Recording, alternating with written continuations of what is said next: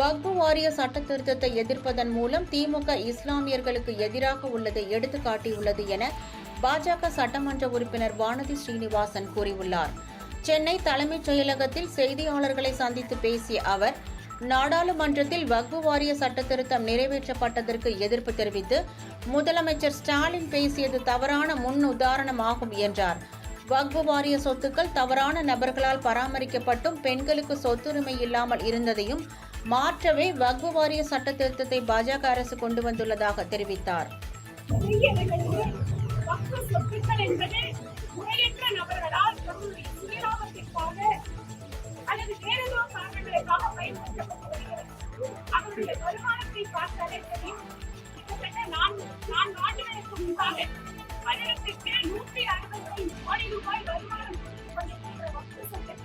படிப்படியாக குறைந்து இந்த 1.5 நிலைமை மாறி இருக்கிறது என்றால் இந்த சொத்து